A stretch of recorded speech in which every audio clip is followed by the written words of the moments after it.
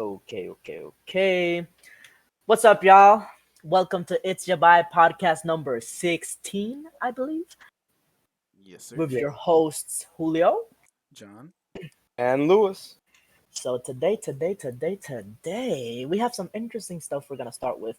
Um, so we're gonna start off with some Demon Slayer talk, to be honest, right? So we're gonna roll up, and we are going to focus on who the best written Hashira on just the series, who the best written Hashira in the series is, right? I mean, there's only really like three options. I mean, Yeah, I know. It's the love Hashira, 100%. But like, guys, like she's probably the worst one. I agree. the worst? You think the love Yeah, Hashira is the worst? yeah, 400%. She doesn't have a backstory, bro. Like what? I was gonna say Gyu, bro. Gyu. I Gyu. mean, Gyu has a backstory though. He's alright. Like Yeah. most of his development comes in the last arc. He's Yeah. alright. What about the water man that all the other Hashiras fucking hate? Oh, The Waterman? that's Gyu. Gyu. Okay, Oh, you mean Gyu. the Yeah. missed one? No. He's talking about He's right. Gyu. I He's talking about Gyu. I couldn't remember any of their names. And by the way, they don't hate him. Shinobu make that shit up to piss him off. Oh, Yeah, she just made that shit up. I love But that. honestly, just looking at them, like, I mean, Stone Hashira, love all the way. I mean, fucking, he's awesome. He's In just terms awesome. of design, for me, number one is Wind Hashira. In terms of backstory, it'd probably be between Stone or my boy Rengoku for me. So Well, I think Rengoku got the most screen time. No, I No. mean, no. like Because- dedicated. No. Actually, just for himself, yeah. no, not really though. Like in the last arc, if you remember, a lot of the Hashira No, got a but lot. when you say No, dedicated, that's- I'm thinking like by himself, right? Not really though. It was literally only the little mini arc with the train arc. But apart from that, we never got to see much of him. Like Yeah, but the other all ones of we his always see in shit was there. groups. Like we're not getting like a clear like an intimate moment with I him. think the most we ever saw out of all of them was either Gyu or Tengen, probably. Yeah, Gyu or Tengen. Because Tengen had Oh shit, yeah, Tengen. Tengen had a whole season with his ass, bro. Like from episode No. 1 to like No, you know what? I think Tengen probably has the most like single Yeah. like just this Hashira screen time. yeah, because like we didn't get to see shit about the hater Obanai, like the snake motherfucker, up until like the very last arc. Which was really Um, weird for me. I was like, I don't like you, and then suddenly he's just like, oh man, I'm such a Bro, wholesome ass dude.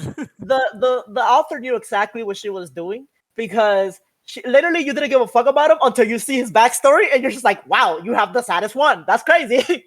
Mhm. Like holy shit. But Does he have the saddest? he has to. He has to, bro. Like the whole sacrificial bullshit, like through generations and shit.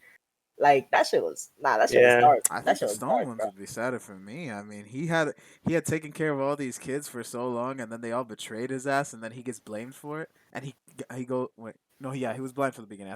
For a second there, I thought like he got rid of his eyes because of that, but no, That'd he be was funny. just blind, didn't do nothing. Yeah, I mean it was sad from the unfairness point of view, but like imagine being bred to eventually get fucking turned into and killed by a fucking like giant snake demon, bro. Like fuck all that. Yeah, And fair. And he was tortured the whole way through too. Like it wasn't like Get and good. like the psychological aspect of it. Like nah, fuck that shit, motherfucker. Like Guillaume could defend himself from the beginning. This nigga was strong from the beginning. The other motherfucker was helpless. Get good. Nah, no thanks. So yeah, no, I think You I know think what? it You know what's a definitely little has extra thing I like about the Stone Hashira? Usually when they make like blind characters, they have their eyes closed all the fucking time. Yeah. But he's looking at you. Yeah, I mean, he's looking at you with the white of his eyes for sure. Yeah, he's out there. He's always crying too. It's kind of weird. It's like close your eyes a little bit when you cry, maybe perhaps. Nah. So it's I'll put a praying little for bit motherfuckers. He's crying He's because his pretty- eyes are Clay dry in as there. fuck. Nah, he's praying for the soul of whoever tries to fuck with him. I also really like the fact that like everybody else has swords, he's just got a fat ass fucking mace. He's like, I don't give a fuck. Y'all can call yourselves whatever you want. I'm gonna have this fucking mace right here. Yeah, he has the mace and the chain and like a giant spiked ball. Mhm. Yeah. The He has, most like, a- complicated weapon ever, bro.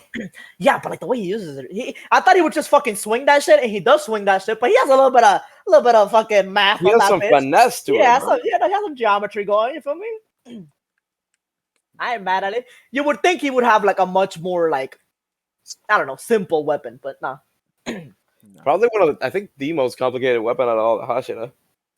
Yeah, for sure. Yeah. Next up would be the love Hashira. Like that whip sword would be like really hard for anybody to actually like, control. She doesn't even use that shit right though. Yeah. She just Nah. swings that shit. Like she's like, yeah, get fucked. It's like, all right, like, okay, that's cool.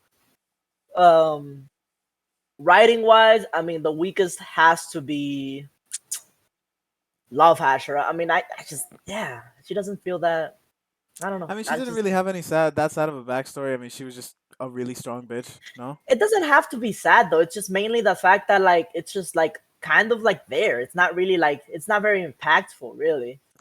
I mean, yeah, but Um I feel like when you're talking about a backstory, right? Like when you're giving me like a reason for why you're on this, specifically in Demon Slayer, why you're on this specific path of like, oh, I'm here to kill demons, right? Like this guy's over here is because like, oh, they fucked me over, and I got to make sure they never kill kids. This guy's over here because he's like, oh, I want to make sure that nobody gets sacrificed, and I like this chick.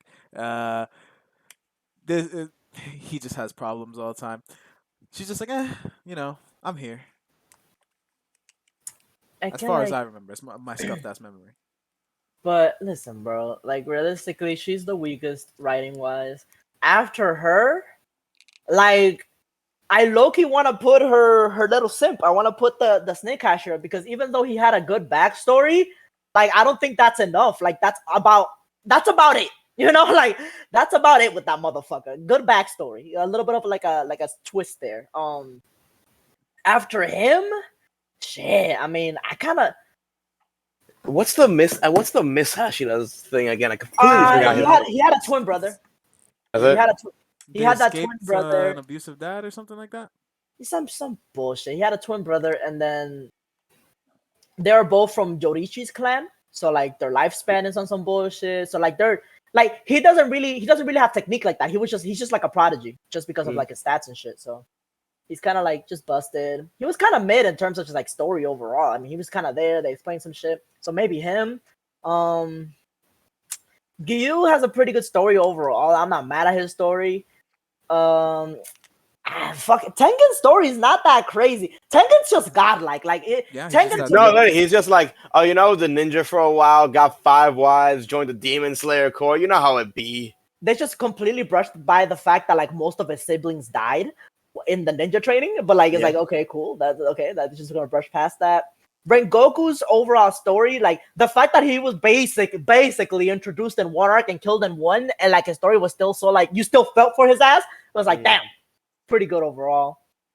Sanemi's top 2. I don't go fuck what nobody says. Sanemi's top 2. That homie different. That homie different, bro. Like it's just it can like that boy just won't die. You feel me? Like his fighting style's crazy. His story's pretty cool. He has like he's an asshole, but he has that soft spot for Genya. You know.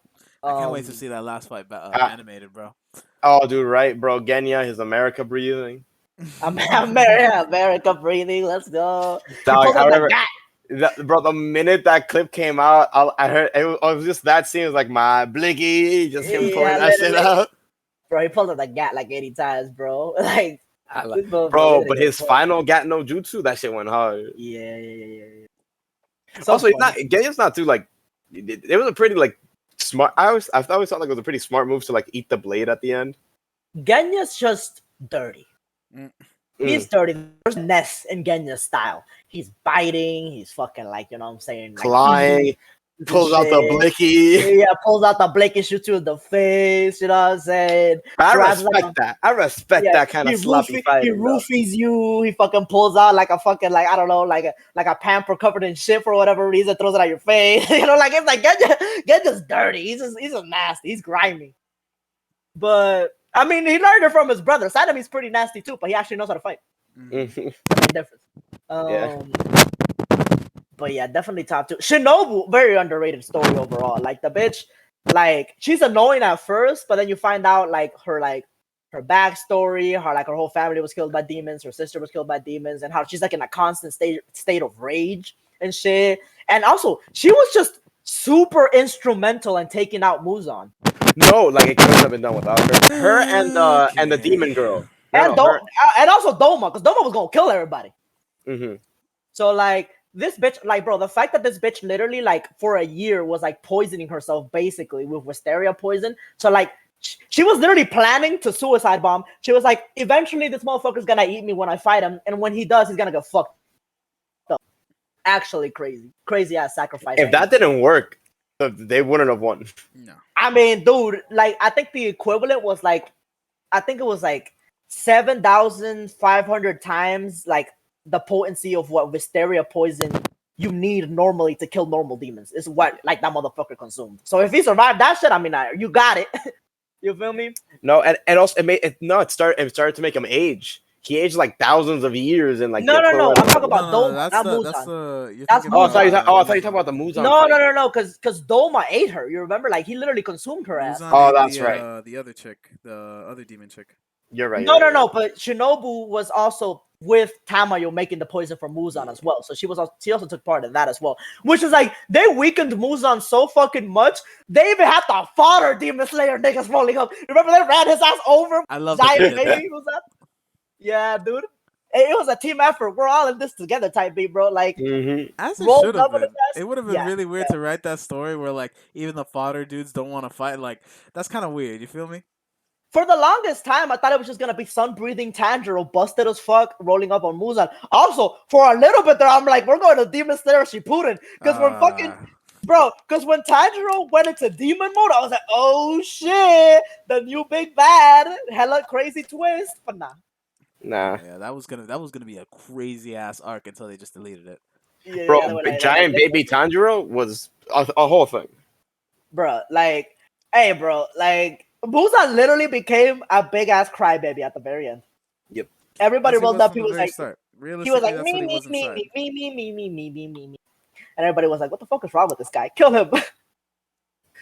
But you know something else that I really like too is like a lot of the time in these type of stories, it's kind of predictable for Naruto to, for example, to surpass everybody eventually and become the strongest. Yeah. Tanjiro was never the strongest character in the series. It stayed being Yorichi, even at the end.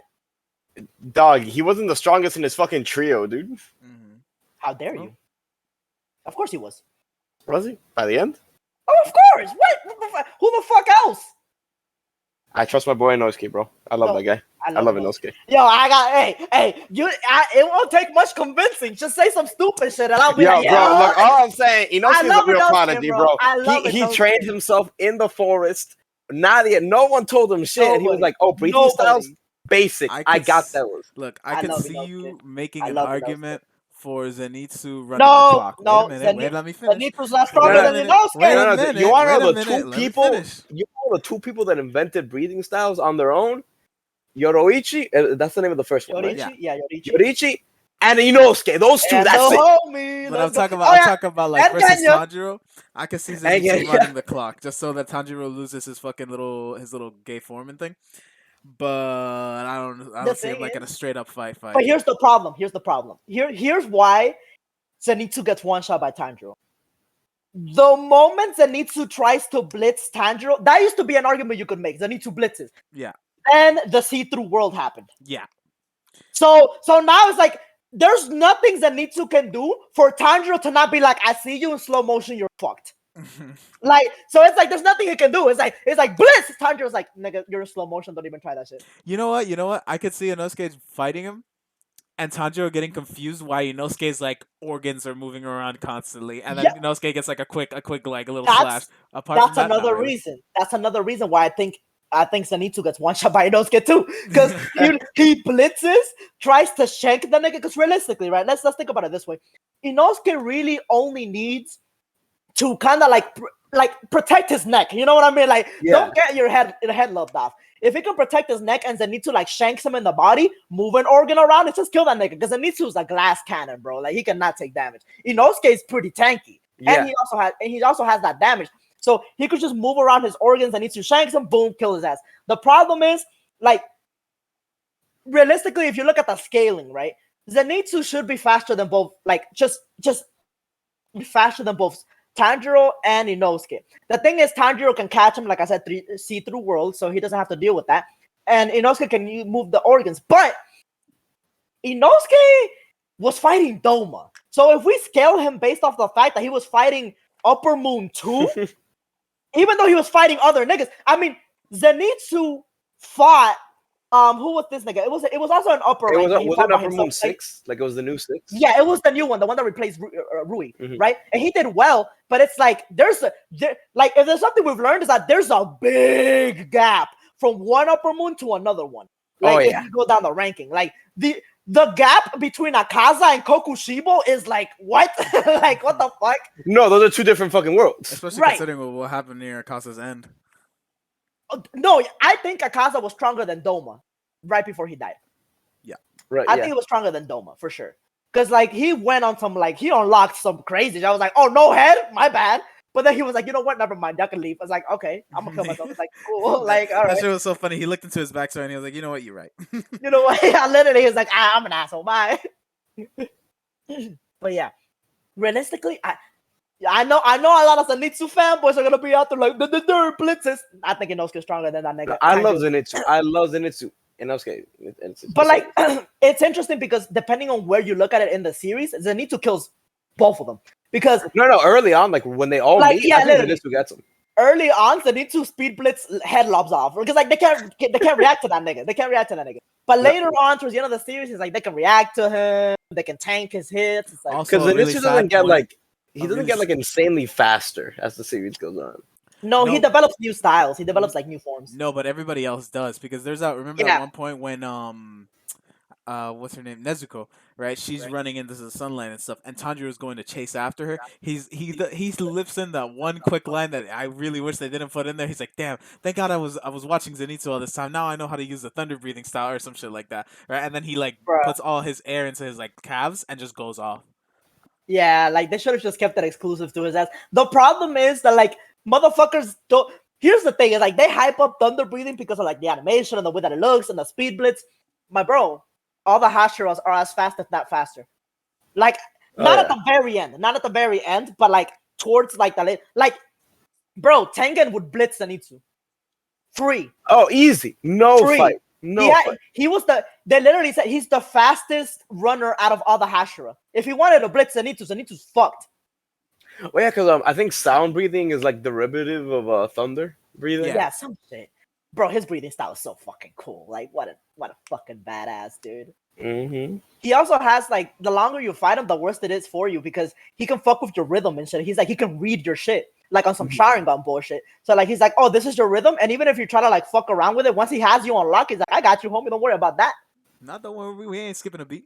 Mm-hmm. Also, he got grenades on lock. Like he just got them shits back. Oh yeah, he has the explosion shit with his fucking big ass double swords. As he should. Yeah, that guy's got Tengen's clean. Mad clean.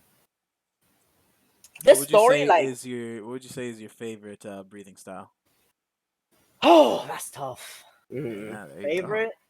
Like, okay, in what way? Like, like the strongest, like this was coolest. You can rate it in different aspects, like style, effectiveness, and execution.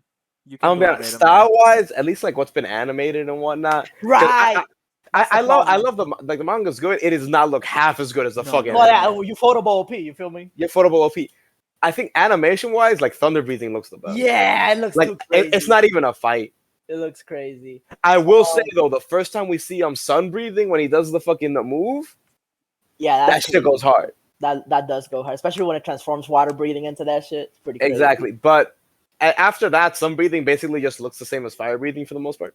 Yeah, I think I'm gonna go over thunder breathing. I'm gonna go sound breathing just because every single one of his moves looks so flashy and so cool animated. It does. And then it's like, and effectiveness too. Like that shit's really fucking cool. He can like discombobulate your ass, fight you with like different. You know what's gonna change my opinion? Like when it finally gets animated, moon breathing. Oh, that's right.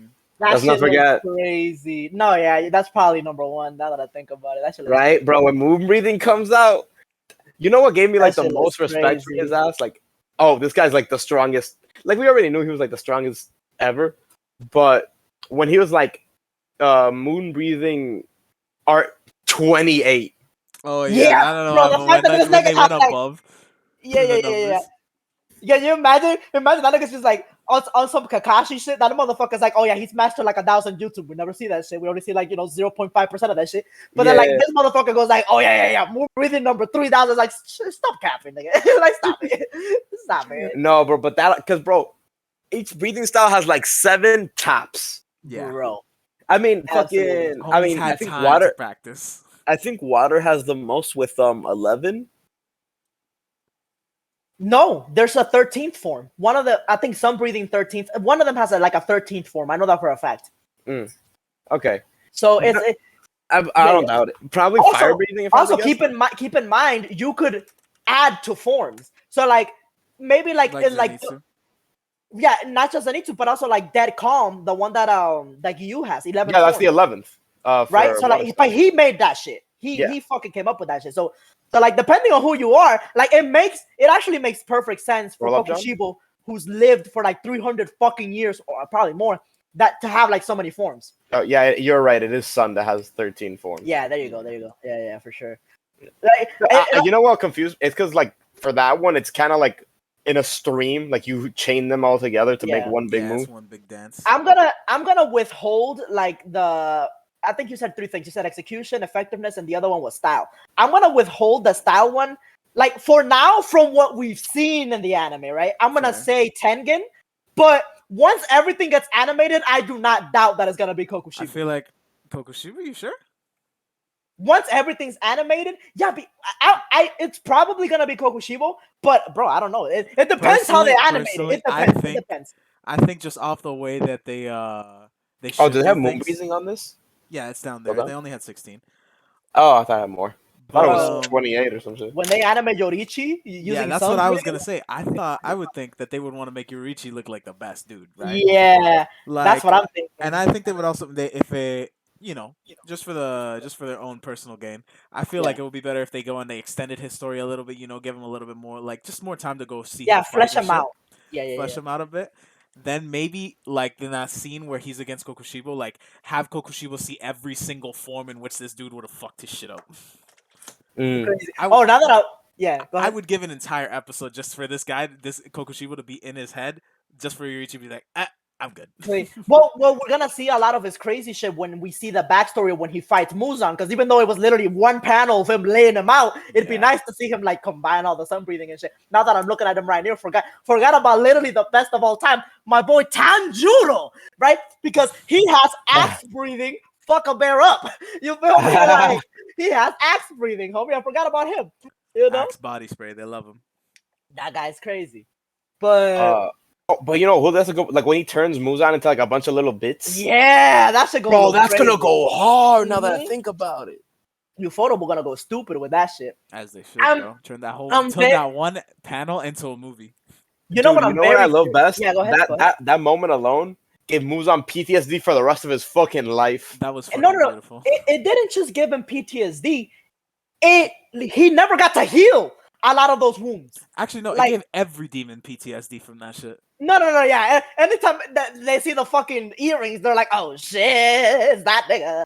But with Muzan, if you remember, part of the reason why his regeneration was so ass was also because every time he would regenerate, he would ache. Like it would literally hit, like the burns that Yoriichi's fucking style inflicted on the motherfucker lasted for literally so long. Like centuries. Crazy. Absolutely insane. So godlike, bro. Ooh. Bro, nobody even gets close. Even that form, stronger than every Hashira. Easy money. Oh my god, bro. Bro. He would fuck everybody up. And it would be free. It would be so free. Oh my god. It would be so free. Because the thing is, you can never make an argument that Tanjiro reached that level, because the Muzan that Tanjiro fought was literally 60% weaker due to the poison. And due to not more. Due to the poison and the already getting fucked up by Yoriichi and having PTSD.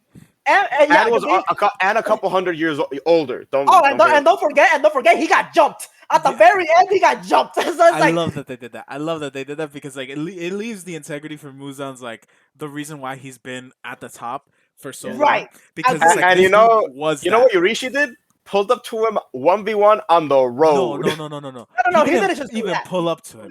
He was walking, and then he accidentally stepped on Muzan's throat. That's what he did, bro. Literally. No, because if it was like a fight, you know what I'm saying? Like, for example, when Madara rolls up on Naruto and shit and all this other shit, when we get the backstory, like, damn, Madara and Hashirama, 1 day old fight. My bro, this motherfucker two-shot him. Yorichi two-shot Muzan, bro. It wasn't even a fight. Like, he literally said... You try to... Look, I'm trying to find the panels, and then all I can find is just this. This is the whole fight. Yeah, literally. Because that was the fight.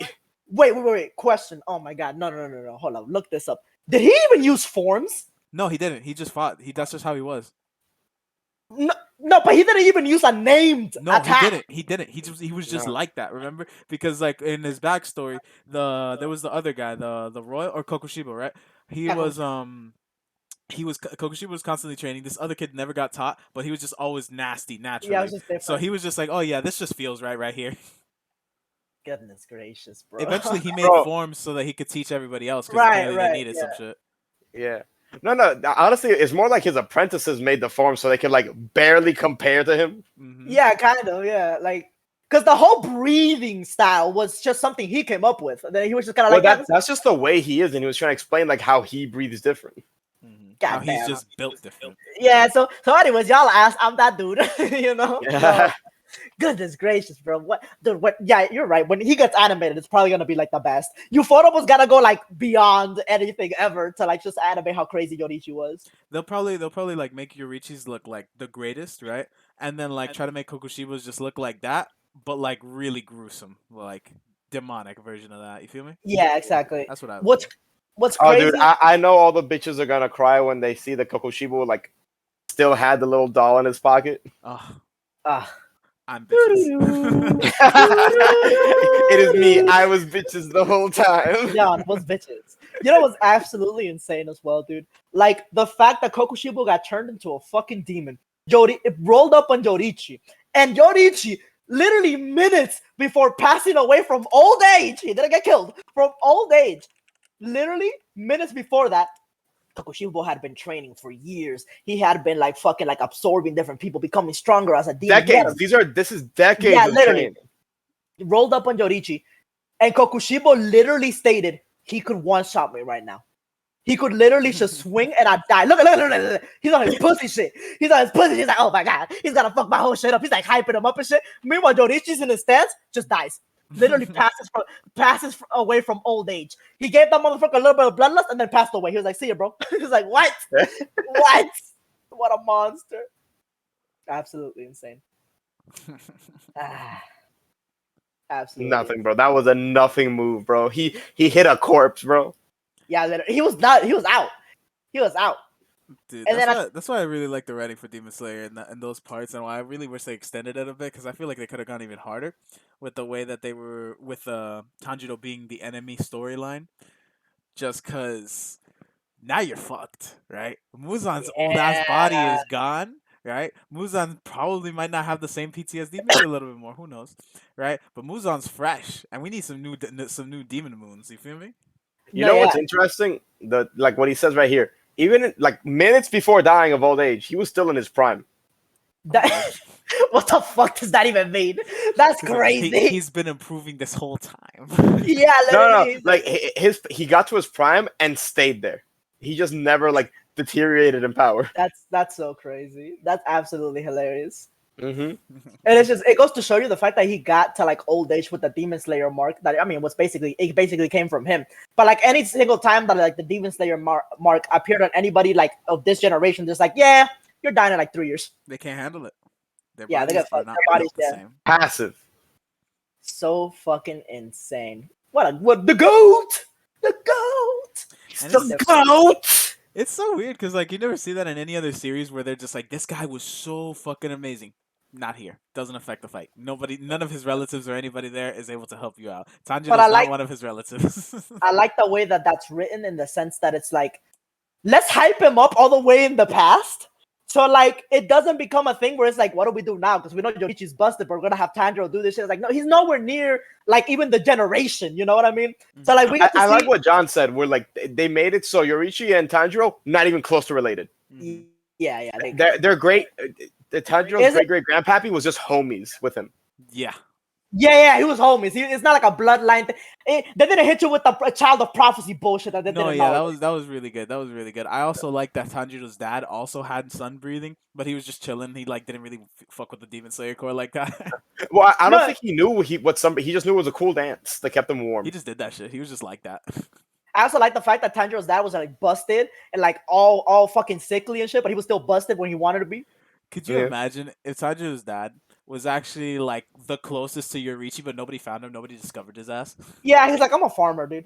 Like, leave me alone. I wouldn't be surprised the fields right now. Dude, if anime cancer didn't take him out, bro, Muzan would have. You know what I really, really enjoy about this series, especially in the last arcs?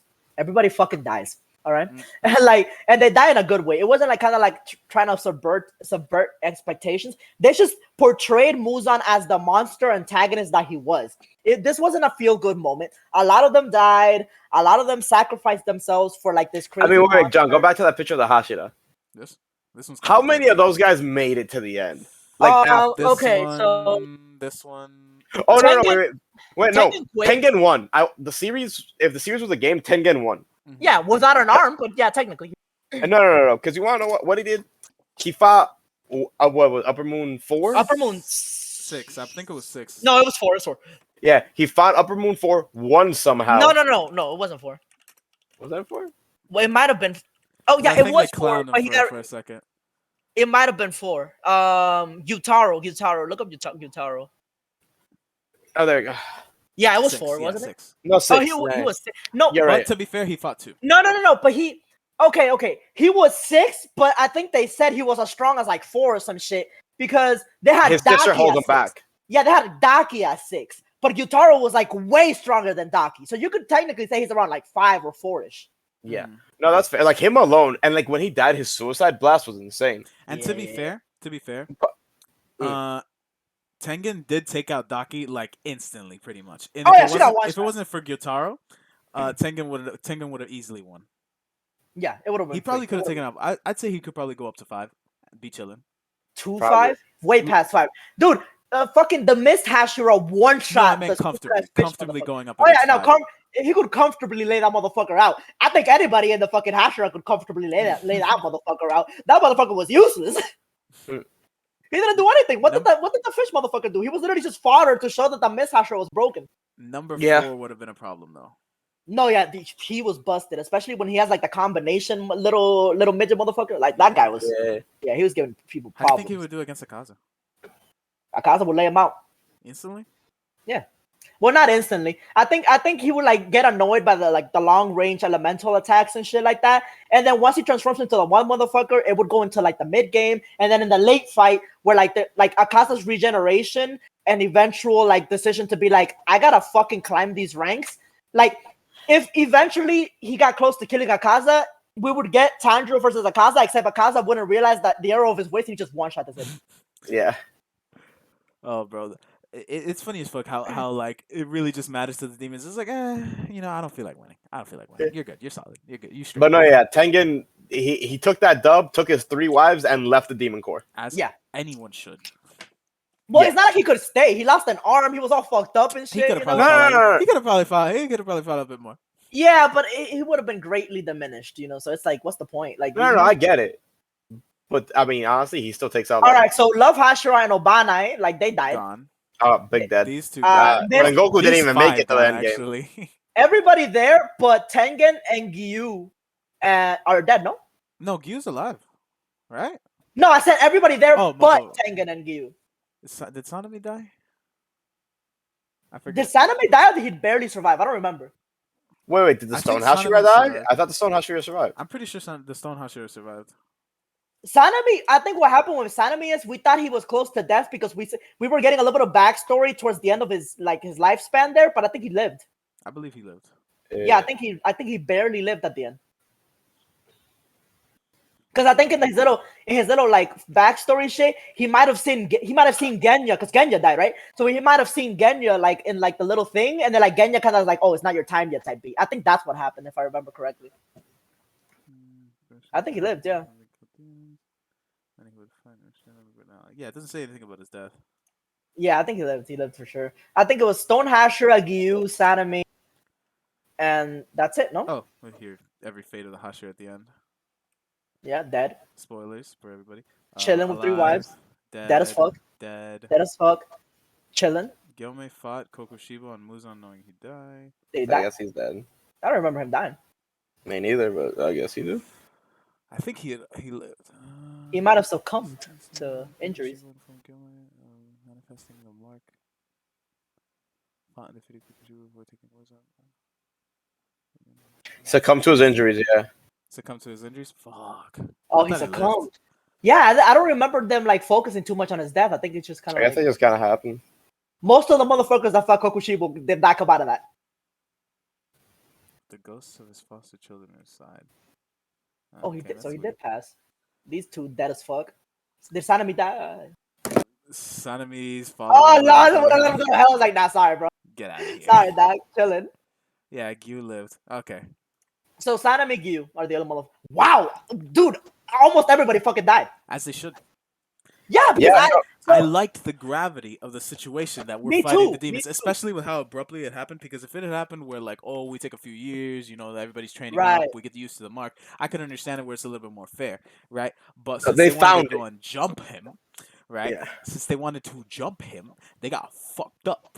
Es que no queda más remedio. Like, they you have jumped to him jump twice. into it. They jumped him like when he rolled up and he tried to like. You remember because he rolled up on the blind Sword. leader, the leader of the court, and then he like blew himself up right there. And then all the Hashira attacked us as Musa was like, oh shit! They were for a second there. They had Musa on like a fight back motherfucker angle. You feel me? Like Yeah, that no, motherfucker they was getting clapped. 100% did that shit until Muzan woke up. Yeah, until he was like, no thanks, bye, see you. Bro, I love that the main like Demon Slayer guy was like, fuck it, suicide bomb, let's go. I also like the little story shit where it's like, oh yeah, no, you're from our family line. That's why you're our responsibility, you know? We gotta deal with your ass. Yeah. I like that shit. Yeah. And like, I like the way it's written because it doesn't feel like the deaths are just there for like the sake. Like everything is layered, you know what I'm saying? Nice and fleshed out.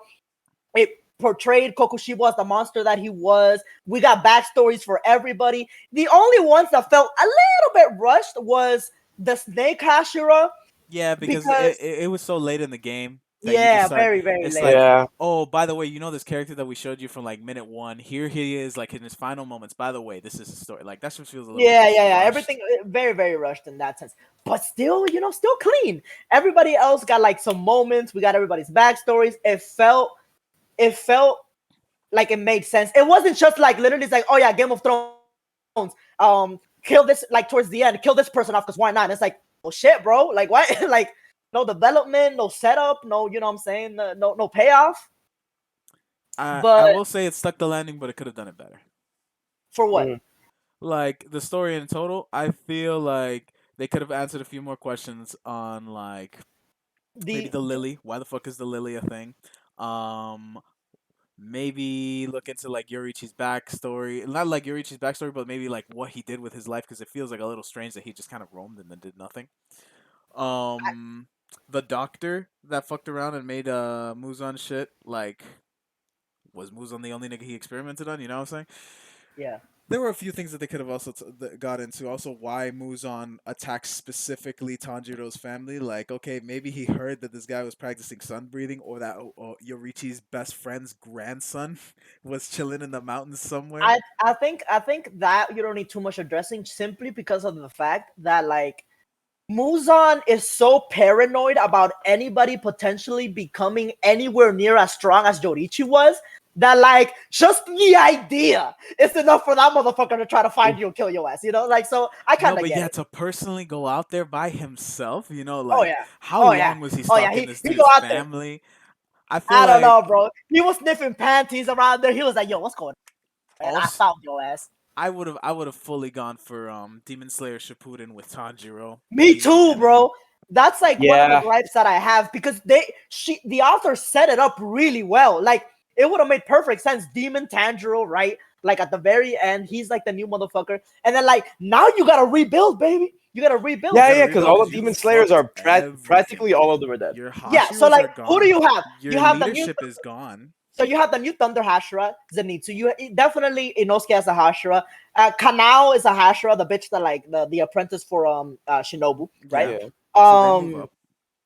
Sanemi, I guess he could stay depending on his injuries. I Sanemi don't know. 100% stays simply because of his bloodline, because his blood was poisonous to demons, right? So Also, off rip. he's just really durable. He's also Wolverine shit. So like he could stay and like become kind of like the like head Hashira, and you could have like kind of like a lot of like fun interactions. Like he's like basically cursing everybody out, all these little ass kids, right? And then You know what would be good? They'd have to like change a bunch of shit because Tanjiro has like insider information. Yeah. Yeah. Oh, bro, that'd be crazy. That too. You, But then Muzan would be able to go in the day, and now they have to fight a constant battle as opposed to like okay, we can fight them every now and then, you know? you need new. Oh, we could also get new demons. I mean, all of them are. Oh fucked. yeah, because he'd have to. You could also like make the storyline of if you still want to have Tanjiro like be present in the story, you could have him fighting Muzan in his head, right? So then it's like him constantly working on that, right? Where he's like losing or winning every day. And then Gyu would have that storyline because he's already fucked twice. Like he's already messed up twice where one of his best friends lost. And now Tanjiro shows him the light, and now Tanjiro's gone to the other side. Demon Slayer Shippuden goes hard. Demon Slayer Shippuden would have gone really hard. Anyways, too bad. You Oh, know what would have also gone hard? Yeah. You know, my guy is Zenitsu, right? He's the new Thunder Hashira, but you got to learn something from Tengen. You know, Tengen starts training him a bit. You know, he learns a little bit of that sound breathing. You know, Oh, you want some sound breathing on his ass? Some sound breathing. You know, they start mixing breathing forms. I feel like sound breathing would low-key be better on Inosuke. On Inosuke? Yeah, because I just feel like, I mean, like, thunder breathing and sound breathing makes sense, you know, thunder. But, like, on Inosuke, just because of his wild boar fighting style, the whole rhythm kind of aspect of it, I feel like it could be really fun as well. I feel like he'd be trained with, like, Sanemi, you know, maybe learning more of that wind shit, because Sanemi was just, like, off all instinct at some point. Yeah, you're probably right. Sanemi. That'd be crazy. You have Gyu there just sitting there. It's like nobody wants to trade with him. He's like, nope. Like, nope, chill. Just sit there, cry. I don't know. And then they'd also have the added time limit of like, oh yeah, the people who have the mark need to either train people to have the mark now, or need to get this shit done now. You could easily have like a 5-year time skip just because, like, yeah, sure, Tanjiro's gonna be stupid OP, but he's probably gonna want to, like, since he has like kind of like that Muzan brain low key, he's probably gonna want to like actually like build his strength back up, like in terms of like his army. So like while he's doing that, we could also be building the Demon Slayer core, but they're gonna be extremely underpowered. I mean, fucking with Tanjiro with sun breathing and Muzan powers, like, come on, bro. Mm-hmm. That's kind of stupid. They can't really get up to that. I mean, who knows, bro? I mean, I want to see like grown up Tanjiro, Inosuke, and all these other people. That'd be crazy. But no. It was good. I'd give it a 7.5 out of 10. Yeah, like it wasn't like super like, look, it was a simple story done right. They did what they did with the story. There was nothing complex about it, but like they did it correctly. Not everything has to be like a fucking Code Geass. Not everything has to be like Berserk or some shit like that. Like, you know, certain stories can be just as good, or like depending on like how they're written, right? You can have a simple story that's really good. You could have a complex story that's really good. It's actually the thing about complex stories, and the reason why they get more credit is because it's way easier to fuck up a complex story as opposed to a simple story. Yeah, miss one dot on an right, eye and everything's fucked. You forget one enemy 27 exactly. 8 chapters ago, and all the fans are reminding you immediately, like, bitch, what? You know, that's why Berserk is so godlike. Mm-hmm. And Berserk isn't even that crazy complex, but it's a lot to deal with. Which is why I respect my boy Oda so much. He has so many characters, and I was about to mention, bro, like Oda needs flashcards for his own story. I mean, shit, bro. What he needs is like, I feel like he has separate teams, like just keeping track of where every pirate. Like, there's a Bucky's pirate team. There's like there's Shank's team that does nothing. It's like one guy. Yeah. Now they're adding like a few guys to that team. Getting towards the end, you know. Yeah, they have a Blackbeard's pirates team. I'm sure they got like just making sure, like, okay, can we put them here? Okay, no, never mind. Can I put this one panel in here? Oh, okay.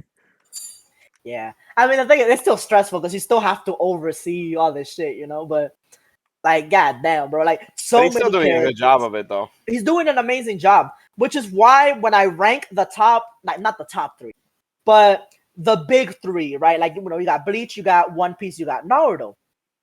listen, Naruto's best writing, my opinion, part 1, of course. Yeah. And something interesting about Naruto in part 1 is that, like, when you read it, bro, it's peak, bro. I'm like, personally, I'm including seinen, 9 out of 10. The entirety of Naruto part 1, for me, 9 out of 10. The entirety of it, and I'm talking about the manga specifically.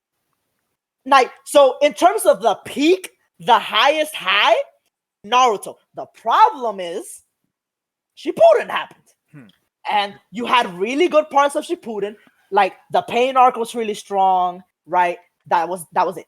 The pain arc was really strong. And it was actually, you know, parts of the war arc were really strong. You know what was really weird of the pain arc? The lows were low. Check it. So the really weird thing about the pain arc, right, is that for like a little bit we kind of set up, we build up Pain from like the Akatsuki and everything. We build him up, we set him up, and then suddenly like Naruto's like his biggest, like that's like his biggest enemy, like his fucking Aizen, right? Only met him Jiraiya, like once. Yeah. Well, it's because of Jiraiya though. That Jiraiya is the main thing, and of course destroying the fucking village. That, by the way, hates you. Yeah, destroying the village.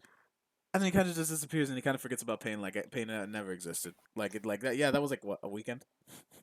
It just felt weird because he felt like he was so integral to the story to just be like, yeah, no, never mind. Well, he was the big bad of the Akatsuki, or so we thought. But you know what I'm saying? Like, that was how he was portrayed. So, and that's what you love about the Pain arc. That shit, he rolls up, hits the Shinra Tensei, kills everybody, right? Bro, imagine if everybody stayed dead. How fucking crazy would the Naruto series be? That would have been Naruto Shippuden, bro. Like, bro. First of all, revive Hinata because we can't have him end up with Sakura, so we can't have that. So like, revive my girl Hinata, keep Kakashi dead. You know, we don't need that motherfucker. No. So that, you know what I'm saying, we're selective out here. That was actually really intense when it was either Choji or Kakashi. Like, I know your choice instantly. Go for Kakashi, right? But it was just really intense. It's like, okay, here's narratively, young ninja that's like one of Naruto's friends, and then here's Naruto's like current master, I guess. Right? Narratively, Kakashi has to die. Because if Choji dies, don't get it twisted, as a big death, it's not a Kakashi death. What Kakashi meant to the Naruto story compared to Shoji is it's night and day, right? Like, realistically, it's like even if we just looking at it, if we were looking at it from like a fan perspective, nobody gives a fuck about Choji when compared to Kakashi, right? Like, Kakashi's way more popular, way more fleshed out. We see him way more often, right? So, and also if you already have plans to have the Kakashi Obito storyline, it's one of those things where it's kind of like, kill Kakashi off, bring him back. You know, we have to. It's like, I would have really enjoyed to see like Choji. Nobody would give a fuck if Choji dies. I'm sorry. No, but I would have really enjoyed to see Choji's PTSD of like having Kakashi save his life, basically, just die for him. Right? Also, you can't kill Choji. You can't kill Choji because he needs Chocho. No, because you killed Asuma. So you can't just kill off the whole team. You're gonna kill Asuma, Choji, leave fucking like Neji. Leave Shikamaru and Ino there. Ino Shika what? Ino Shika tears, bro. Yeah, Ino Shika cry, bitch. Like what? Nah, bro, you can't. Bro, you can't do my boy Choji like that, bro. He's like one of the few feel good Naruto characters. Can't kill my boy Choji off like that. How dare you? But the Pain arc, amazing, right? Amazing. Love the Pain arc. I absolutely love the Pain arc so much. But the problem is, I understand why you can't keep everybody dead. But I can't fathom a world where reviving everybody doesn't take away from the threat that was Pain. Like, if it maybe it's one of those things where it's like, bro, I'm sorry, bro. You can't talk no jutsu me into that shit that easy, bro. I don't give a fuck about your dumbass story, Naruto. All right, go fuck yourself. My dog died, okay? All right, my dog died, so I'm killing everybody. All right, chill out. So, it's just like, if you kept some of them dead and like, for example, if Pain was like, you know what, I completely understand your suffering, this, that, and the third, but this would have been amazing to me. And he would have been like, I understand and I agree with you entirely, but the world still needs Pain. If he revived half of the motherfuckers that he kills at random, that would have been awesome. Oh, that would have been cool. Because he would have literally been like, the world still needs Pain. Like, I get it. He literally is like, talking to jutsu worked, but guess what? I have the ability to revive everybody, but I want you to suffer still, just so you can see a glimpse of what I had to go. I feel like if you're this That'd be enemy kinda dope. that's been built up for so long, right? You've been building this plan, right? You've just been like, I gotta show the world pain, right? For so long. How's a 20-minute, 30-minute conversation gonna be like, you know what? I'm bugging, I'm crazy. My bad. You know, like that just I feel like Payne should have stuck to his guns and be like, you know what? Yeah, I understand. I completely understand you. Fuck you. Like that's the thing, right? Because me personally, keep everybody dead. But the problem is you can't keep everybody dead if you have plans for the war arc like that. It fucks with the narrative too much. So bring them back at random. Well, no, because we have the reincarnation shit. Right, we got Edo Tensei, but it's like at the same time, it's like there's some characters that I feel like you need to keep alive, right? Like you need to keep Hinata alive just for the, Hinata needs to stay alive. Hinata needs to stay alive. I'll say bring back Kakashi. You know me, number one Kakashi hater. Bring him back just because of the Obito storyline. I want him to be alive because if he's Edo Tensei, I don't need Kamui every 2 seconds. Edo Tensei up. Plus, like, no, I don't need all that shit. So it's all right. Bring back Kakashi. You know who you kill off? Who? You kill Iruka off. Iruka Sensei, bro. Yes. That would pull hurt. out the heartstrings. And we already lost Jiraiya like a second. It don't matter. You kill him off. You keep Tsunade dead. You have. I'm sorry. You keep She's Tsunade the only dead. person that can make Sakura useful. Exactly. So like the next Hokage is Sakura. Nah, chill. So you keep Tsunade dead. Kakashi stays as Hokage. Right? He fulfills the role of Tsunade in the war arc because he was already useful. Tsunade didn't do shit in the work anyway. And plus, her role was already fulfilled by Sakura anyway because she had better healing jutsu at that point. So it doesn't even matter. Mm-hmm. So we don't really you don't need Tsunade in the war arc. So fuck that bitch. Just have Sakura play her role. Have Kakashi as coming in as the Hokage, as like the temporary Hokage. And I mean, he was already Hokage for like 10 years from Naruto to Boruto. Why not, nigga? Like, just leave him there. So go in there. You kill Iruka off. You kill off some of the old school characters. You kill Anko off because she's useless, but she's there. I mean, you remember Anko, back in the day. So you don't give her the opportunity to get fat. You know what I'm saying? Like, so you kill her. Yeah. You kill her while she's fine. And Jutsu, master over there. Yeah. Kill him off. You know what would have been? You kill Tenten. Check this out. You know where men would have cried, dude? Talk to me. You remember those 2 ninjas that guard the gates? Oh, the one with the toothpick and the other one? Yeah. Oh, those 2 guys. Dude, if they killed those dudes and they kept them dead, I would have. You would have what, motherfucker? I would have stopped. I would have stopped watching anime, dude. I don't think I could have handled such fame. They were 2/3 of being able to do Flying Thunder Guard. Very difficult. Dude, you know what, bro? I like their chutzpah. You know what you do? Oh, you know another thing that you do? You make it so the old generation gets completely fodderized. Choji's dad is gone. Shikamaru's dad is gone. Ino's dad is gone. All of those motherfuckers that died in the war off of like a Tails Beast Bomb, they get fodderized in the Pain Invasion. And they don't come back. So like now coming into the war arc, you get these characters that get all this character development. They've never been to war. They have no idea. Exactly. They have to become battle hardened. You know what I'm saying? So you do that, and you just have all these motherfuckers. Like I'm not saying, and then like we need a major character dying, but we don't. It can't be like a super major character. So kill Sasuke. I'm kidding. I mean Tsunade. I think Tsunade is pretty major. She's pretty relevant. So we kill Tsunade off, and that's about it, bro. Honestly. And then coming into, Danzo's still alive past Pain arc, right? Because 5 Kage Summit happens after. Danzo becomes Hokage and he attends. Okay. So, yeah. So that's one of those things where you got to keep Danzo alive for the sake of that. But like it's like I guess Danzo stays Hokage, dies 5 Kage. Danzo could have used one of his eyes. And then everybody would have been like, oh, but how did everybody else that was like in the old generation die? And then you lived, and he's just like, shut up. Bro, where the fuck was Danzo in the Pain arc? Where the fuck is Danzo whenever he needed to use his fucking actual power? That's not important. Just plotting. Just being a bitch. Just being an asshole in the background. Just looking at all his Uchiha eyes, like, yeah. One day I'm going to use these and I'm going to lose a fight. I mean, he was trying because he was waiting to seize control. So it's actually to his benefit if the village gets fucked. Because he's like, Tsunade dies, I become Hokage automatically. I take over and I get to do shit my way. So it's to his benefit to like literally be under the village waiting for everybody to get clapped. Mm-hmm. But So I mean, look, yeah. So like what I was trying to get to, because this is pretty long-winded at this point. Naruto had its peak in part 1. Pain arc was really good. War arc was extremely long, way too long. The ending of Naruto, with the way they did my boy Madara, go fuck yourself, Kishimoto, absolutely horrendous. The Child of Prophecy bullshit is an insult to everybody's fucking intelligence. Naruto was, from the beginning, what was Naruto's fucking stupid ass motto? Well, apart from believe it. It was literally like hard work, this, that, and the third. And we were like, yeah, no, you're talking all that crazy shit, but Kurama carries and you're in Uzumaki, but all right, cool. We'll pretend like that's not the case. And then literally at the very end, they're like, no, he was destined, Child of Prophecy. Literally like a reincarnation of all this shit. It's like, oh yeah, so Neji was right, cool. So you literally had Neji die thinking he was wrong. How dare you? How dare you? We know Naruto's like we know Ghosts are real in Naruto because of this girl. What's her name? Tsunade's boyfriend, right? Oh, so we know Neji saw that shit. We know Neji saw that shit. He saw that shit. He was just shaking his head. It's like, this motherfucker. Really? Oh yeah, for real. Oh, okay, can't wait to see like you in Boruto.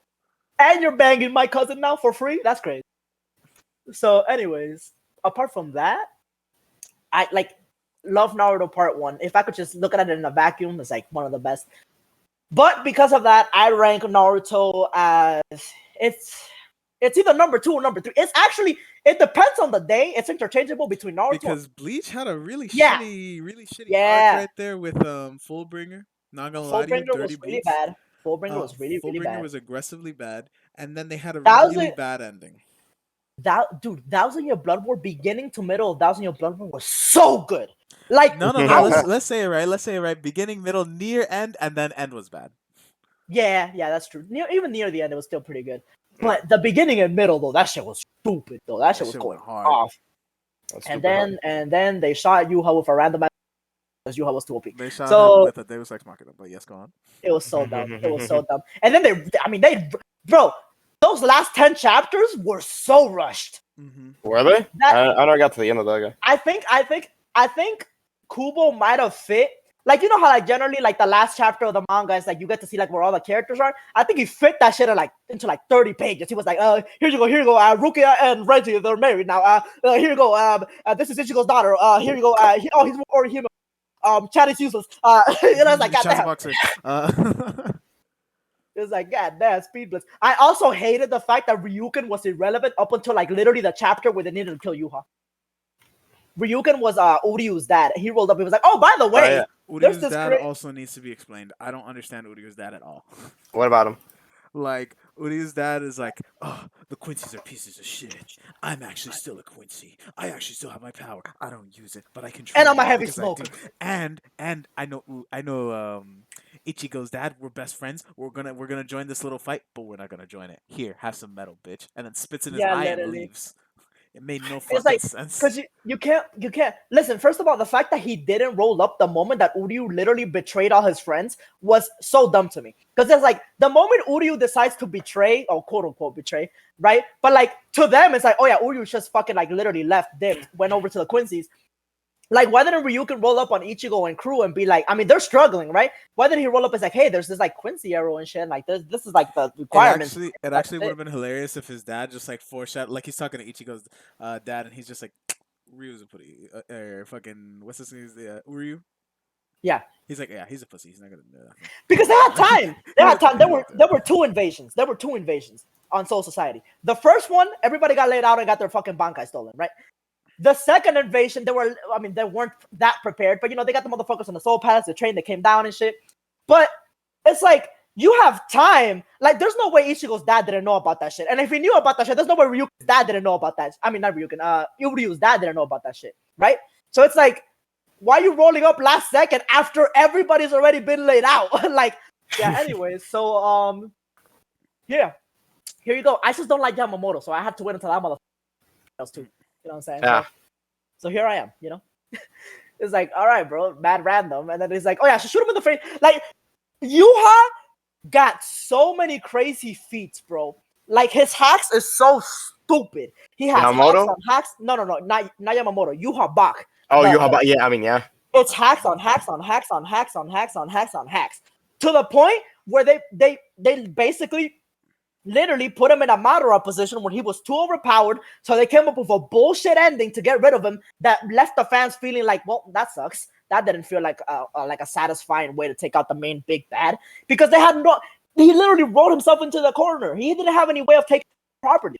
He had no way of doing it. So they literally pull him with Ryuken. Is like, come on, bro. What are you talking about? All that stupid shit they did to you, hot. Nah, that's dumb as hell. Look. Here's a Quincy arrow. By the way, I'm smoking. Give me a second.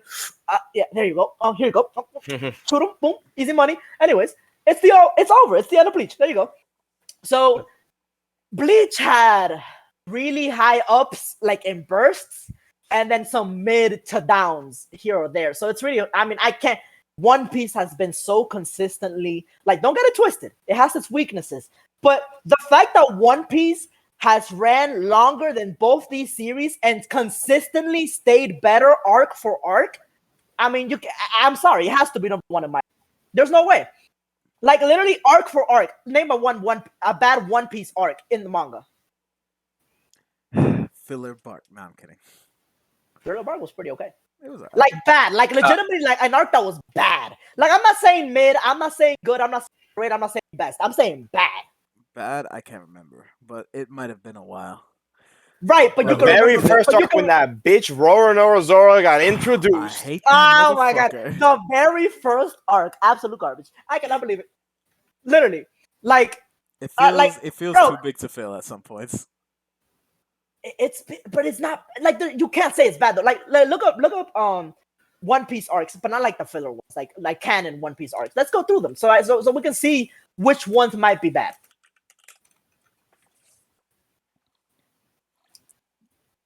Yeah, look it up on the website. Yeah, no, yeah, forgot it. Oh my gosh, there's a lot. Oh my god. Now let's go over the big ones. Okay. Let's see them. East Blue, Alabasta, Sky. East Blue was good. Alabasta was amazing. Skypiea was amazing. Water 7 was amazing. A lot of people don't like Skypiea, right? I remember a lot. Yeah, but those people don't. It kind of dragged on for a little bit in the anime. No, I agree. I agree. I'm just saying. The thing about Skypiea is that the pacing was kind of slow for this part. Because but an L though. And that's all I gotta say. One of the cleanest One Piece. One of the cleanest. I put that one hard. Marineford goated. Enies Lobby goated. Water 7 goated. Amazon Lily 6 out of 10. I mean, or 5.5. It was whatever. Sabodi was amazing. Which one was Sabodi? Sabodi was the one where Kuma rolls up and like sends everybody away. Oh yeah. That was actually really nasty. Yeah. And like Kizaru rolls up in Sabodi too. Rayleigh rolls up in Sabodi too. Sabodi was packed. Mm-hmm. So Wano is peak. Wano is peak. Punk Hazard is 10 out of 10 because my boy Caesar Clown. Shout out to my boy Marcos. Shout out to Marcos. He got you on that one, bro. He got you. Nah, definitely not. Punk Hazard was like 5.5 to me, or like 6. It was actually no. It's 6 because Law's broken and we got some Virgo action. It was actually pretty okay. I liked Punk Hazard. Like, it wasn't anything great. Underrated arc. You ready? Whole Cake, underrated. I was thinking Whole Cake too. I really enjoyed Whole Cake. Underrated. I thought Whole Cake was a good. Wait, do people not usually like it? I thought it was a good arc. You want to know? A lot of people don't like the beginning of a Whole Cake because it's really slow. But I mean, fair. But you gotta look at the arc as a whole, you know. Yeah, as a whole, I think Whole Cake's an easy 7 out of 10. Obviously within the context of one. I'm not talking about every arc in every anime. Every arc ever in anime. No, it's better than this one arc in Berserk. But yeah. But no, it's for sure. And then my boy Brook was out here on that. Bro, the year of Brook. They said year of Sanji. Nah, year of Brook, my boy. Like, that boy was stealing poneglyphs. He was blitzing Big Mom. Look at that panties. That boy was popping. Mm-hmm. He stole. Oh, bro, the poneglyph stealing was like, nobody talks about that. That shit was. They needed those poneglyphs. Big Mom had like 2. Yeah, she did. And nobody talks about the fact that they off-screen the fact that Brook was throwing hands with Big Mom only because his Devil Fruit is basically counters hers. But like, still, Brook was out there. If we give Luffy the NL win, we give Brook the Big Mom standoff. Yeah, we gotta give Brook that Big Mom standoff. He doesn't get enough credit for that shit. No.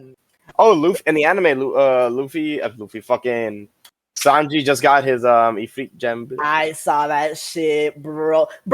We gotta watch. We gotta wait for Wano to finished, and we gotta watch it from the beginning. The animation for Wano in the One Piece anime has been so consistently amazing, beginning to fucking whatever the fuck we are right now. To the point, you wanna know how crazy it is?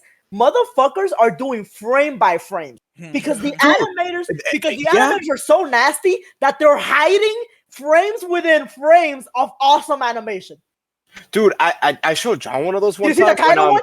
The Kaido, that's the one. Bro, the Dude, Kaido one. When bro, it's literally it's like the best parts of animation are there for a millisecond. It's so fucking crazy. Oh, bro, Wano's just looks so One sick. Peak is great. It is One Peak. I'm not gonna lie to you. We sound like fanboys, but it's crazy. Wait, Wano started in chapter 909. Oh no, that's It's episodes. a lot.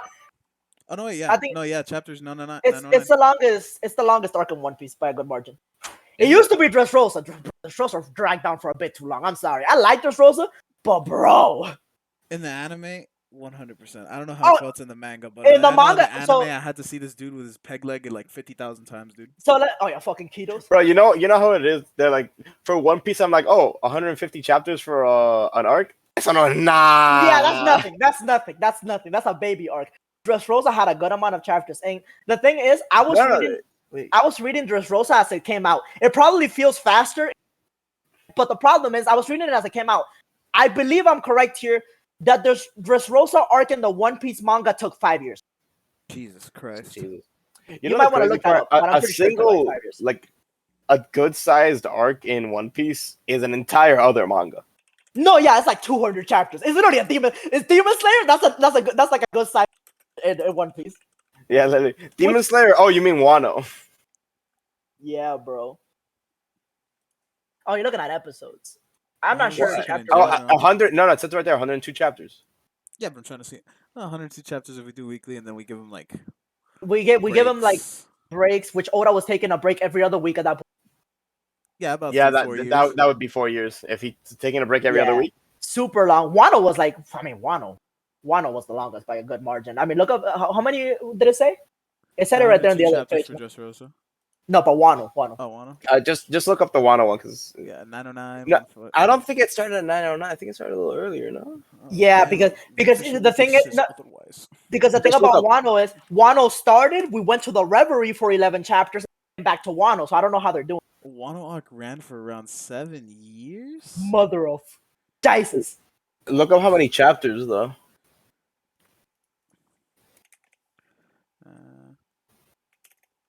Yeah. I mean, bro, Wano was packed. 128. Yeah, it's longer than Dressrosa. Not by too much. No. But I mean, like the arcs comparison is night and day. I mean, Wano was just crazy, absolutely insane. You know what though? Oda did say Wano was gonna be one of the craziest arcs in One Piece, and he was 100% right. But I'm still giving it. I'm giving it to Marineford, baby. I'm giving it to Marineford. He said it was gonna be bigger than Marineford. Marineford too. The problem in there, I would have taken it. I'll tell you what the problem was with Wano.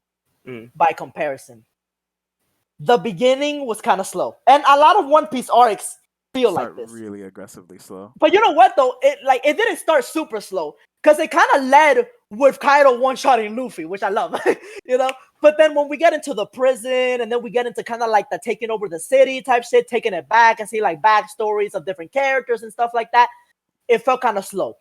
But the peaks of Wano were so good, bro. Actually, you know what, bro? Now that I think about it, I'm not gonna say Marineford was better. I'll put them at around the same tier. I put them around the same tier. Just different?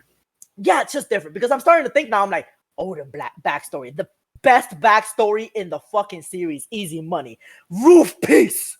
Come on, baby. Roof Piece was crazy. A lot of characters got to shine. A lot of characters didn't get to shine as well, which I'm very sad about. But a lot of characters got to fucking shine. Unfortunately, Zoro haters over here. Zoro should have been able to shine more in Wano.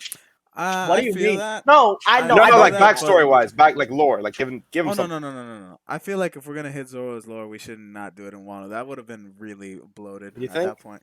I mean, maybe we could have like glossed over his father, like maybe made that connection a little bit more. But I feel like we need a very specific point in the story to talk about it because Wano has so much, right? We Yeah, have a lot. Kaido. We have Big Mom. We have the reveal of Luffy's Devil Fruit. We The have the Smile scabbards. Fruits. We have the Scabbards. We have the fact that we're about to go and get the Zoe, final the final bits of the Poneglyphs. We have Odin that we have to Orochi. talk about. Orochi, the Time Fruit. Also, why did Zanisha like just kind of like was like, oh, nah, they got that. Dude, Yeah, because Zunisha could have one shot everybody in Wano. bringing over Well, the minks. It was a but lot of shit to just slap in Zoro's like little backstory. Would have felt overshadowed. here's the thing about Wano, and the reason Zoro does not lack crazy fight scenes in the anime No, or the manga whatsoever. In fact, he has so many. So it's one of those things where it's like, if you gave me what you gave me with King, I'm not mad at it because it's not one of the best Zoro fights, but it's still a really, really, really good fight. So if you wanted to like stuff like a very, you know what? I agree with John in that like, don't give me a fleshed out Zoro backstory. Give me a hint. Give me a little hints here or there. Give me a little something. Later on, we could get something like that. But like, bro, it can like the Straw Hat crew for the longest time has felt so top heavy. Like Luffy gets everything, Sanji gets everything, Zoro gets everything. Jinbei, when he's introduced, which Jinbei, of course, gets a lot. Characters that never get to fucking eat. Like Chopper never gets to eat. Post time skips, Chopper is looking emaciated. He looks fucked up. Robin doesn't do anything. No, but Robin got up. She got to shine. She though. has Zeus. She has Zeus. No, not. Oh, you're talking about Nami. You said Robin. Nami. Oh my God. Sorry. No. I meant Nami. My bad. Yeah. Nami. Like, and then they took Zeus away. I'm like, well, Nami's relevant, and then they gave it back to her. And I'm like, there we go. I think Robin had a little moment. No, Robin did because Robin had that point where like she had like a little demon form. Like she had an actual fight. A lot of the Straw Hats. Dude, have you seen? I don't know if I sent it to you. This like fan art of like like the whoever was using the Hano. Is it the Hano no Mi? Oh yeah. You sent it to me, Hano. I saw that. Yeah, using the guy that has a Hano no Mi before Nami. It was like a fan art, and it was just this yoked dude with like 100 hockey hands beating up a bunch of people. That's what I'm saying. I'm like, why is Robin not using that? Like, it makes so much sense. No, the entirety of the comments was like, that's just how that should be used. Yeah, literally. That just makes sense. And like if she just, I get it, she's like the fucking archaeologist or whatever, but if she just learned a little bit of hockey and like threw hands. Yeah. I hope that eventually she does utilize that part of the a lot more often because now there's tiers. There's tiers to user fan art.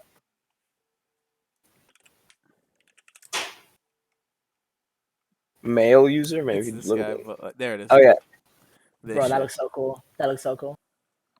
It would make sense, and also I feel like he'd be pissed off having to say Cien Fleur all the time. Fucking gay ass. Facts. Nah, he should just say ora every single time he starts beating on people's asses. But dude, like honestly, Chopper hasn't eaten in years. Chopper has not eaten in years. And you know what? No. Chopper enabled Beppo to eat. Nah, I don't accept that. Beppo didn't get eaten in Wano though. Not in Wano afterwards, but like, but it doesn't make sense. That should have been in Wano. He should have gone too long with Neko Mamushi and the other motherfucker. It should have been. Look, what should have happened is it should have been a thing where the moon got covered because this happened right in Wano, if I'm not misremembering. Yeah. Right, the moon they were coming in and out of Sulong the entire time. Everybody's fucked. This is a very important moment. We need help. Beppo, bam, eats the thing. Chopper tells him, "Oh no, this is a very experimental." You know, some bullshit that they do in anime. Bam, comes in, fucks shit up, and then the moon comes out, and then Beppo grows twice his size? Question mark? Who knows? Listen, I don't. Can you look at Beppo too long? Me personally, I don't need much out of Beppo. All I need is him to go too long, punch Kaido, get one shot. That's all good enough for me because much better than what we get out of Beppo, which is literally nothing, right? So this is what we get out of Beppo. Goodness gracious, stop it. Like he's just like comedic relief. It's just like we could have just had Beppo actually fucking do something, go too long, be like a tank maybe for like a little bit. I don't know, bro. But Beppo be royal blood or some bullshit. Yeah, literally. Just like anything. Because his Sulong is sick. He has a really cool Sulong. He does have a really sick Sulong, but what I'm saying is like Law's crew in general just feels really weird because they have one busted ass devil fruit user And who's everybody's never ass. used, right? And then his fangirls. Yeah, literally his fangirls. Like very, very useless. I mean, don't get it twisted. I mean, Kid's crew is not much better. They have Kid's garbage ass, and then they have Killer, and that's it. Like that's but about at least it. he has another character. Yeah, that's true. At least he has like a right hand man that like kind of helps sometimes. I mean, that's Oda even noticed that. I feel like Oda noticed how weak Law's crew was itself. That like let's pair him with like the Straw Hats for a little bit real quick. Have him be like an honorary Straw Hat for a quick second. John, you see that second picture, like the second one on the top row? Oh my bad. Oh no, the second. Oda specifically says like, oh yeah, this is Kid's crew. Don't worry about it. Bro, what? He has a bunch of motherfuckers. He like Bobby? No. Oda straight up said like, yeah, you don't have to know them. Yeah, you don't have to know them. They're like, at least they're themed. At least they look cool. Law's crew is just lame. Yeah, Law's crew is just like a bunch of motherfuckers. Like, yeah, we're actually doctors though, so we are doctors. Yeah, it's like literally Law, Beppo, and that one tall ass motherfucker, that giant motherfucker. Just because he stands out. Yeah, literally. It can like, bro, it's so hard to have like a that you give a fuck about when Law's like your fucking like, come on, bro, like what? They're so lame by comparison. It's not even close. Honestly, I would have been really. I would have found it much more interesting if we saw the room. Boy, stop this. We can't have another Yuha or we can't have another Madara. Just stop, okay? Look. Why not? If you wanna, why not? Because I forgot to tell you because guys. even though Goda is a great writer, it's really hard to convince the fan base that like, he's just to this character when you have hit whatever he already has plus fucking room. If you're gonna give him a devil fruit, give him like a mid-ass devil fruit. Look. There's also a theory that Blackbeard really wants Bo Hancock's fruit, right?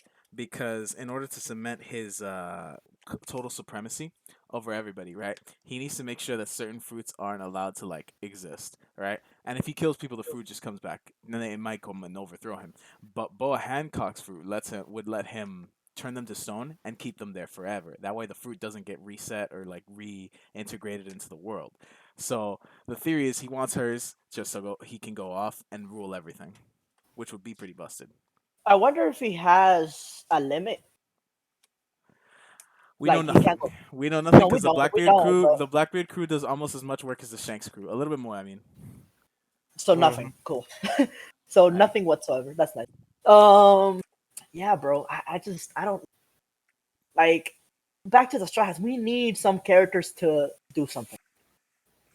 We absolutely 100% need Usopp to do something, bro. We need Usopp. Usopp is killing. He's killing the Green Bull. He's killing Green Bull. Shut up. He's killing Green Bull. He's taking. Usopp is on a timer.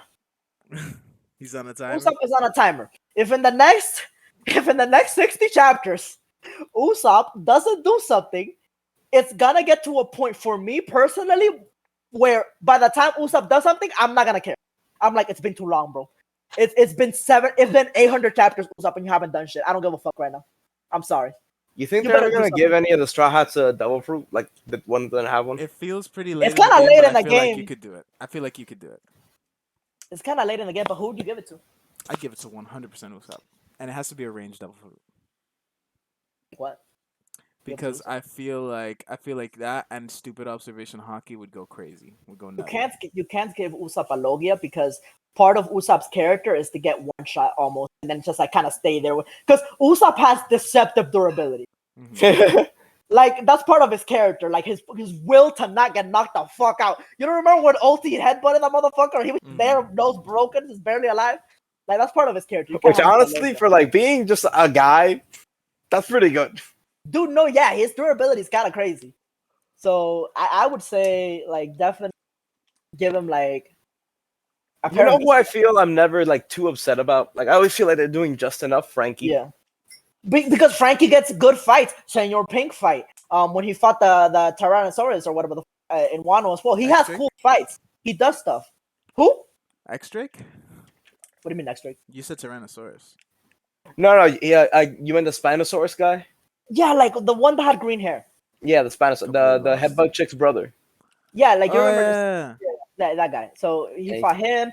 The Senior Pink fight was hype. You know, like Mhm. he has moments, but a lot of these characters don't have like legitimate fucking fights. It's crazy. When was the last time Nami fought anybody? Alabasta? Like, like realistically, Nami doesn't do nothing, but meh.